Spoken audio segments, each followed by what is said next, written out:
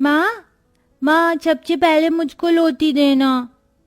ओए करिश्मा की बच्ची, तो चुप बैठ। मैं तुझसे बड़ी हूँ, इसलिए माँ पहले रोटी मुझे देगी। नहीं नहीं माँ, मुझे देगी लोटी। तो चुप कर चुयासी, वरना मैं तुझे मार दूंगी। और अगर तुम दोनों बहनें इस तरह से लड़ोगी ना, तो तुम दोनों को ही दही रोटी नहीं मिलेगी, बल्कि नमक तेल से रोटी खानी पड़ेगी। वरना ये लड़ाई लड़ाई बंद करो।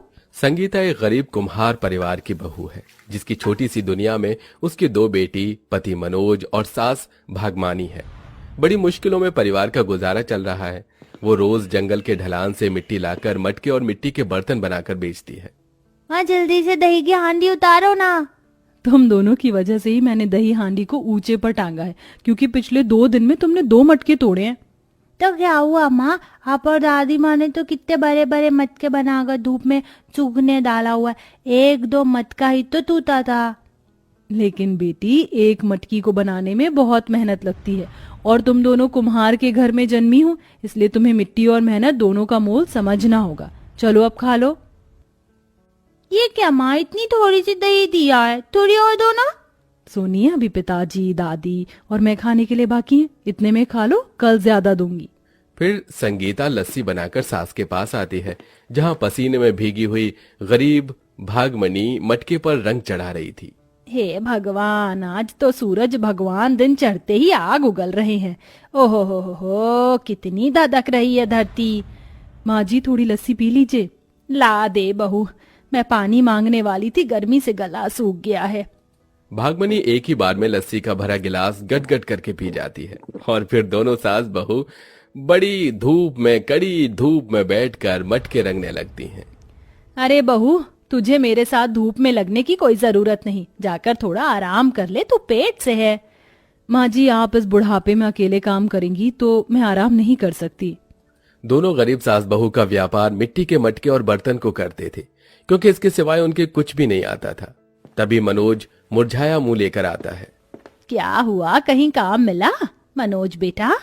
नहीं माँ, बिल्कुल भी काम धंधा नहीं। हर गरीब बेचारा काम के लिए भूखा बैठा है। जाने सरकार क्या तरक्की, क्या विकास कर रही है। ये सरकार तो बस गरीबी बढ़ा रही है बेटा। हम जैसों को कोई नहीं पूछता। वोट मांगने वक्त तो गरीबों की गलियां याद आती हैं, और जीत जाने के बाद सालों साल गायब हो जाते हैं। कोई नहीं, चिंता मत कर, मटके बेचकर थोड़ा मोड़ा खर्चा पानी तो निकल ही रहा है। सुनो जी, दोनों बच्चियों का ख्याल रख लेना। थोड़ी देर में मैं और माँ जी मटका बेचने जाएंगे। और ठेले पर मटका रखकर गरीब सास बहू भयंकर गर्मी में बाजार में आकर बेचने लगती हैं। मटका ले लो, मटका, छोटा बड़ा हर तरह का मटका। कितने का दे रही हो ये एक मटका अम्मा?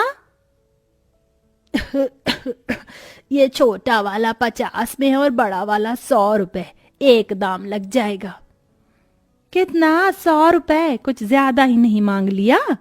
बहन जी, मटका बनाने में बहुत मेहनत और टाइम लगता है। सारा सारा दिन बीत जाता है हमारा। हम गरीब सास बहू भी तो 2 पैसे कमाने बैठे हैं। अरे तो क्या सारे पैसे मुझसे ही वसूलोगी क्या? वैसे भी आजकल फ्रिज का जमाना है, इस मटके को तो कोई नहीं पूछता अब। ये कहकर वो औरत आगे बढ़ जाती है। दोनों सास बहू पूरा दिन आवाज लगाई खड़ी रह गईं। बहू, पूरा दिन गुजर गया, एक मटका भी नहीं बिका। आज तो 1 रुपए नहीं कमाया। लोगों ने फ्रिज के आगे मटके की अहमियत ही खो दी है। शायद लोग ये भूल गए हैं माँ जी कि वह मटके का तिरस्कार तो कर सकते हैं, पर इस मिट्टी का नहीं, जिससे वो जुड़े हैं। दोनों दुखित मन से घर आ गईं। सबने नीरस मन से नमक रोटी खाया। अगले दिन सुबह से ही बाजार में आ गईं। बड़ी मुश्किल से 1-2 मटका बिका।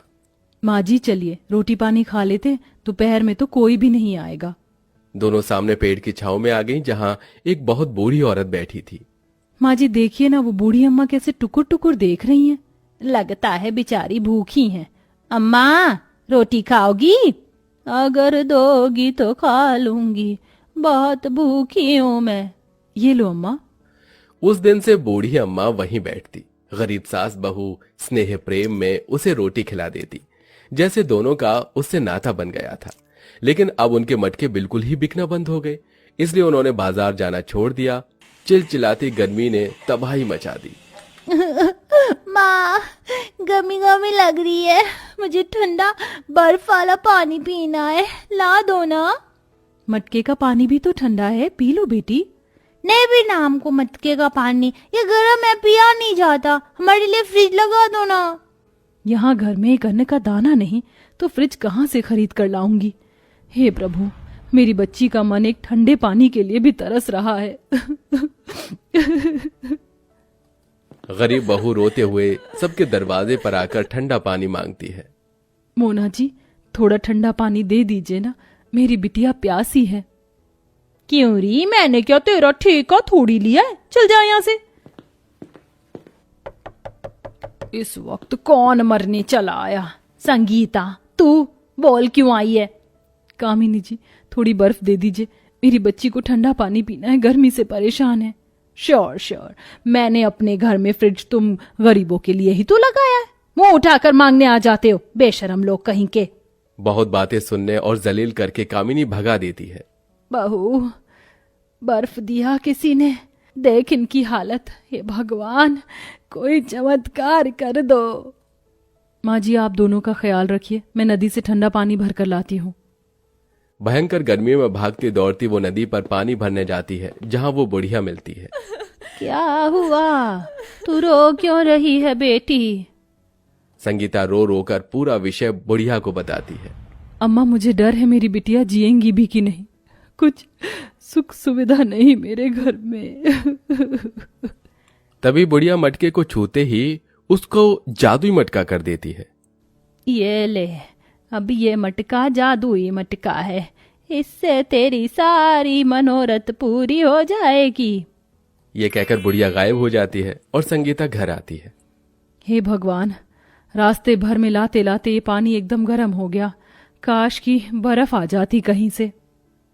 तभी मटके में एक जादू होता है और उसमें से बर्फ ही बर्फ निकलने लगती है। बहू देख, मटके से कैसे बर्फ निकल रहा है, जैसे कि फ्रिज हो। इसका मतलब बूढ़ी अम्मा ने सच सच कहा था मुझसे, ये जादुई मटका है।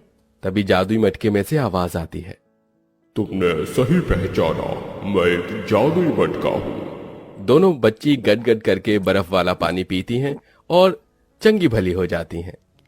कितना ठंडा पानी था। सुनो जादुई मटके, क्या तुम हमें ठंडा ठंडा आमरस दोगे? हाँ हाँ बिल्कुल। जादुई मटका नया चमत्कार करके दिखाता है और उसके अंदर से आम रस निकल कर आ जाता है। अरे वाह, क्या बात है, ये मटका है या जिन बाबा, हमारे मांगते ही टप से कुछ भी दे रहा है। अरे सुनो जादुई मटके, हमारे घर में बहुत गर्मी लगती है, क्या तुम हमें एक बढ़िया सा कूलर भी दे सकते हो? लेकिन ये खुद ही पौने सा मटका है, कूलर क्या देगा? लेकिन अपने जादूगरी से मटका भागमनी के मन की बात भी जान जाता है। लेकिन हूँ तो जादुई मटका ना, माजी ये रहा आपका कूलर। बाप रे, ये मटका तो बहुत ही अनोखा है, ये तो मन की बात भी जान जाता है। और एकदम से बड़ा सा कूलर भी मटके की जादूगरी से आ जाता है। इस तरह से एक एक करके गरीब सास बहू जादुई मटके से मनपसंद की चीजें मांगती हैं। सुनो प्यारे जादुई मटके, मेरे पति के पास अभी कोई भी काम धंधा नहीं है, क्या तुम मुझे थोड़े पैसे दे दोगे ताकि मैं उनका नया काम धंधा खुलवा सकूं? हाँ हाँ बिल्कुल। और फिर जादुई मटके में से एकदम से ढेर सारे नोट ही नोट ओढ़ ओढ़ कर निकलने लगते हैं, जिससे सास बहू हक्की बक्की रह जाती हैं। भला एक मटका पानी की जगह पैसे कैसे दे सकता है? तो वहीं बच्चियां नए नए कपड़े मांगती हैं और फिर मनोज कूलर एसी का काम करने लग जाता है। इस तरह जादुई मटके से उनकी जिंदगी सुधर जाती है। साथ ही अपने बुरे वक्त को याद करके गरीब सास बहू बेसहारों की भी मदद करती हैं।